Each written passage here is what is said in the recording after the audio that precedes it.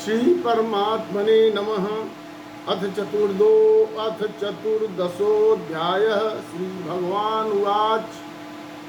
श्री भगवान श्री कृष्ण जी 14वें अध्याय में कहते हैं, जैसा कि आप सबको मालूम है, अब तक मैंने 13 अध्याय का वाचन पाठन किया है और 14वें अध्याय में प्रवेश कर गए हैं।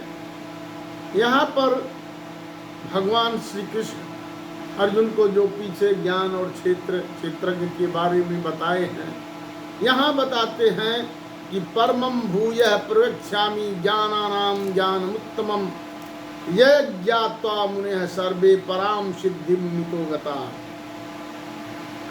इदं ज्ञानमुपाश्रित्य मम साधर्म्यमागताः सर्गेऽपि नोपजायन्ते प्रलये व्यथन्ति च। मम योनिर्महद् ब्रह्म तस्मिन् गर्भं दधाम्यहं संभवः सर्वभूतानां ततो भवति भारत। सर्वयोनिषु कौन्तेय मूर्तयः सम्भवन्ति याः तासां ब्रह्मं महद्योनिरहं बीजप्रदः पिता। सत्त्वं रजस्तमिति गुणाः प्रकृति संभवाः निबध्नन्ति महाबाहो देहे देहिनमव्ययम्। तत्र सत्त्वं निर्मलत्वात् प्रकाशकमनामयं सुखसंगेन बध्नाति ज्ञानसंगेन चान्यः। रजो रागात्मकं विद्धिं तृष्णा संगम समुद्भवं तन निबध्नान्ति कौन्तेय कर्म संगेन देहिनम्। तो भगवान श्री कृष्ण कहते हैं अर्जुन से कि ज्ञानों में भी जो अति उत्तम ज्ञान है वह परम ज्ञान मैं फिर तुमसे कहूँगा, और जिसको जानकर सब मुनिजन इस संसार से मुक्त होकर परम सिद्धि को प्राप्त हो गए। इस ज्ञान को जो आश्रय करके अर्थात धारण करके मेरे स्वरूप को प्राप्त हुए पुरुष सृष्टि के आदि में पुनः उत्पन्न नहीं होते और प्रलय काल में भी व्याकुल नहीं होते। इसलिए हे अर्जुन मेरी महत ब्रह्म रूप मूल प्रकृति संपूर्ण भूतों की योनि है, और अर्थात वो जो है जो जितनी भूत जो योनि है वो मेरी मूल प्रकृति है, अर्थात गर्भाधान का जो स्थान है, और मैं इस योनि में चेतन समुदाय रूप गर्भ को स्थापन करता। भगवान कहते हैं कि ये जो योनि है सब भूतों की योनि है, वो हमारी ही मूल प्रकृति है, मेरी प्रकृति है, और गर्भाधान का जो स्थान है वह मेरी मूल प्रकृति है। उस योनि में जो चेतन समुदाय रूप गर्भ को मैं ही स्थापित करता हूं, और उस जड़ चेतन के संयोग से भूतों की उत्पत्ति होती है। और हे अर्जुन, नाना प्रकार की सब योनियों में जितनी मूर्तियां अर्थात शरीर धारी प्राणी उत्पन्न होते हैं, जितनी भी योनियां हैं उनसे जितने भी शरीर प्राप्त होते हैं, शरीरधारी प्राणी उत्पन्न होते हैं, प्रकृति तो उन सब की गर्भ धारण करने वाली माता है। जो प्रकृति है वो उनके गर्भ धारण करने वाली माता है, और मैं बीज को स्थापन करने वाला पिता हूँ, अर्थात मैं ही पिता हूँ, और जो प्रकृति है वह धारण करने वाली गर्भ धारण करने वाली माता है। हे अर्जुन, सत्व गुण, रजोगुण और तमोगुण, ये तीन जो गुण है, सत्व गुण, रजोगुण और तमोगुण, ये प्रकृति से ही उत्पन्न तीनों गुण अविनाशी जीवात्मा को शरीर में बांधते हैं ये तीनों प्रकार के जो हैं प्रकृति से उत्पन्न गुण हैं वो जीवात्मा को शरीर में बांधते हैं। हे निष्पाप, उन तीनों गुणों में सत्व गुण तो निर्मल होने के कारण प्रकाश करने वाला है। जो तीन गुण हैं सत्व, रजो और तम, तो इसमें से जो सत्व गुण है वह बहुत ही निर्मल है और निर्मल होने के कारण वो प्रकाश करने वाला और विकार रहित है, कोई दोष नहीं है उसमें। वह सुख के संबंध से और ज्ञान के संबंध से अर्थात उसके अभिमान से बांधता है। और हे अर्जुन, राग रूप रजोगुण को कामना और आसक्ति से उत्पन्न जान। जो रजोगुण है वो कामना और आसक्ति पैदा से है, वह इस जीवात्मा को कर्मों के और उनके फल के संबंध से बांधता है। कहने का मतलब जो सत्व गुण है वह आपको प्रकाशवान करता है, सुख संबंध है और ज्ञान से संबंधित आपको बांधता है और अभिमान से बांधता है। और राग रूप रजोगुण जो है कामना और आसक्ति से उत्पन्न जान, जो वह इस जीवात्मा को कर्मों के और उनके फल के संबंध से बांधता है। तमसत्व ज्ञानजं विद्धि मोहनं सर्वदेहिनां, प्रमादालस्य निद्राभिसत्तनं निबध्नाति भारत। तत्सत्त्वं सुखे संजयति रजः कर्मणि भारत, ज्ञानमावृत्य तु तमः प्रमादे संजयत्यतुत। रजस्तमश्चाभिभूयं सत्त्वं भवति भारत, रजः सत्त्वसं तमश्चैव तमः सत्त्वं रजस्तथा। कहते हैं अर्जुन, सब देहाभिमानियों को मोहित करने वाला तमोगुण है जो अज्ञान से उत्पन्न होता है। तमोगुण अज्ञान का, अभिमान का द्योतक है। वह इस जीवात्मा को प्रमाद, आलस्य और निद्रा में बांधता है।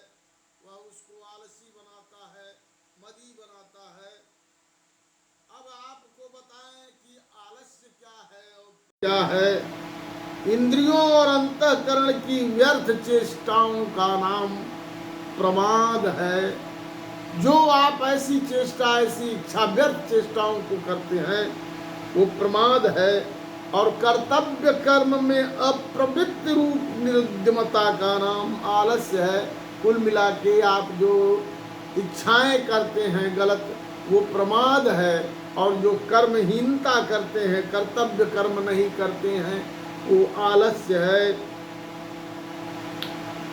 हे अर्जुन, सत्व गुण सुख में लगाता है और रजोगुण कर्म में तथा तमोगुण तो ज्ञान को ढककर प्रमाद में भी लगाता है। हे अर्जुन, रजोगुण और तमोगुण को दबाकर, सत्वगुण और तमोगुण को दबाकर, रजोगुण और तमोगुण को दबाकर सत्वगुण और तमोगुण को दबाकर रजोगुण, वैसे ही सत्वगुण और रजोगुण को दबाकर तमोगुण होता है, अर्थात बढ़ता है। फिर कहते हैं, सर्वद्वारेषु देहेऽस्मिन् प्रकाश उपजायते, ज्ञानं यदा तदा विद्याद् विवृद्धं सत्त्वं विद्युत। लोभ प्रवृत्तिरारंभ कर्मणामस्म स्पृहा, रजस्येतानि जायन्ते विवृद्धे भरतर्षभ। प्रकाशो अप्रवृत्तिश्च प्रमादो मोह एव च, तमस्येतानि जायन्ते विवृद्धे कुरु नंदन। जिस समय इस देह में तथा अंतःकरण और इंद्रियों में चेतनता और विवेक शक्ति उत्पन्न होती है, उस समय जानिए कि सत्वगुण बढ़ा हुआ है। और रजोगुण के बढ़ने पर लोभ, प्रवृत्ति, स्वार्थ, बुद्धि, कर्मों का सकाम भाव से आरंभ, अशांति, विषय भोगों की लालसा, ये सब उत्पन्न होते हैं। और हे अर्जुन, तमोगुण के बढ़ने पर अंतःकरण और इंद्रियों में अप्रकाश, कर्तव्य कर्मों में अप्रवृत्ति और प्रमाद अर्थात व्यर्थ चेष्टा और निद्रादि अंतःकरण की मोहनी वृत्तियां, ये सब ही उत्पन्न होती हैं। यदा सत्ते प्रवृत्ते तु प्रलयं याति देह भूभृत, तदोत्तम विदाम लोकानमलान प्रतिपद्यते। रजसि प्रलयं गत्वा कर्म संगिषु जायते, तथा प्रलीनस्तमसि मूढयोनिषु जायते। कर्मणः सुकृतस्याहु सात्विकं निर्मलं फलं, रजसस्तु फलं दुःखम् अज्ञानं तमसः फलम्। सत्त्वात् संजायते ज्ञानं रजसो लोभ एव च, प्रमादमोहौ तमसो भवतो अज्ञानमेव च।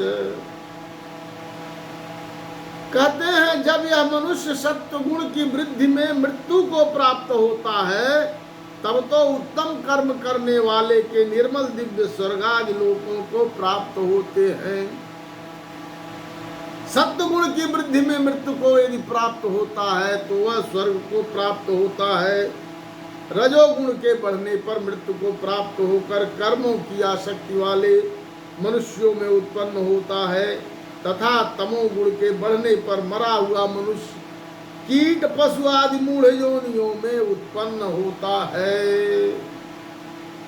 श्रेष्ठ कर्म का तो सात्विक अर्थात सुख ज्ञान और वैराग्य आदि निर्मल फल कहा है। राजस कर्म का फल दुख एवं तामस कर्म का फल अज्ञान कहा है। सत्वगुण से ज्ञान उत्पन्न होता है, रजोगुण से निसंदेह लोभ तथा तमोगुण से प्रमाद, प्रमाद व्यर्थ की चेष्टा, व्यर्थ की विषयों की चीजों की व्यर्थ की जो चेष्टा है वो प्रमाद और मोह उत्पन्न होते हैं और अज्ञान भी होता है। पूर्वम गच्छन्ति सत्वस्था मध्ये तिष्ठन्ति राजसा, जघन्य गुणवृत्तिस्था अधो गच्छन्ति तामसा। नान्यं गुणेभ्यः कर्तारं यदा द्रष्टानुपश्यति, गुणेभ्यश्च परमं वेत्ति मद्भावं सोऽधिगच्छति। गुणानेतानतीत्य त्रीनद्देहि देहे समुद्भवान्, जन्म मृत्यु जरा दुःखैर्विमुक्तो अमृतमश्नुते।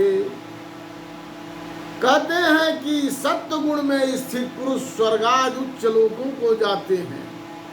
रजोगुण में स्थित राजस पुरुष मध्य में अर्थात मनुष्य लोक में ही रहते हैं, और तमोगुण के कार्य रूप निद्रा प्रमाद और आलस्यादि में स्थित तामस पुरुष अधोगति को अर्थात कीट पशु आदि नीच जोनियों को तथा नरकों को प्राप्त होते हैं। जिस समय दृष्टा तीनों गुणों के अतिरिक्त अन्य किसी को करता नहीं देखता और तीनों गुणों से अत्यंत परे सच्चिदानंद घन स्वरूप मुझ परमात्मा को तत्व से जानता है, उस समय वह मेरे स्वरूप को प्राप्त होता है। जन्म मृत्यु जरा दुखैर विमुक्त मृत स्मृति कहने का मतलब है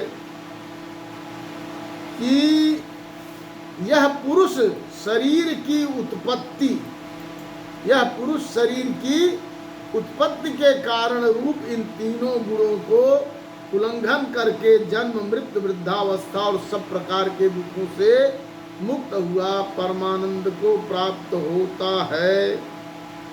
अब बुद्धि अहंकार और मन तथा 5 ज्ञानेन्द्रियां, 5 कर्मेंद्रियां, 5 भूत, 5 इंद्रियों के विषय, इस प्रकार से इन 23 तत्वों का पिंड रूप यह स्थूल शरीर प्रकृति से उत्पन्न होने वाले गुणों का ही कार्य है। इसलिए इन तीनों गुणों को इसकी उत्पत्ति का कारण कहा गया है।